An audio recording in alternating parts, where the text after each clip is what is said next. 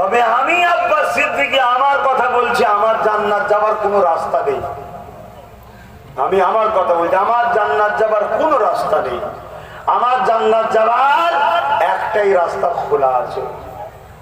আমি এখান থেকে নবীকে ভালোবাসি, ওই ভালোবাসাই যদি আল্লাহ দয়া করে বলে যা আমার বন্ধুকে ভালোবেসেছি, বেরো যা জান্নাতে ঢুকে যা, তাহলে হয়তো আমি ঢুকতে পারবো না। আমার ইবাদত, নামাজ, রোজা, দ্বীনের খেদমত, কাজ কাম, আমি মনে করি সাহাবাদের কাছে আমাদের কর্মকাণ্ডটা কিছুই নয়। তাহলে তোমরা কি ভাবছো আল্লাহ? তাহলে কি হাল ছেড়ে দেবে? হাল ছেড়ে দেবে না। আল্লাহ বলেছে লা তাখনাতু মির রাহমাতিল্লাহ, আমার রহমত থেকে নিরাশ হোস না। বান্দা কত গুনাহ করেছিস, শোনো যুবকরা, এবার তোমাদের বিষয়ে আল্লাহ কি বলেছে।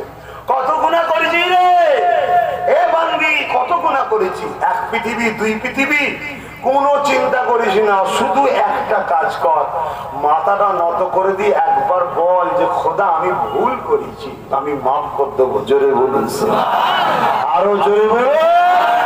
আমাদের ভাইগুলোর উপরে, বোনগুলোর উপরে দুঃখ এটাই যে ভুল করার বদলে ক্ষমা চাও না কেন, এইটাই দুঃখ আমাদের। ভুল তো মানুষই করবে রে বাবা, কিন্তু ক্ষমা চাও আল্লাহর কাছে, মাথা নত করো। এই যে মাহফিল আজকে তওবা পড়ানো হয়, দোয়া চাওয়া হয়, নিজের গুনার কথা সব ভাবতে হবে।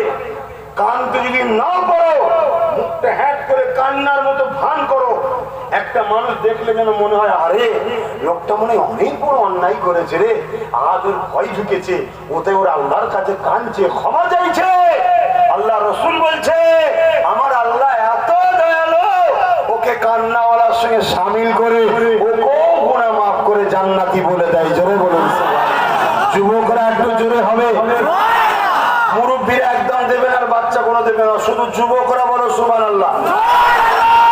আর একটু জোরে বলো।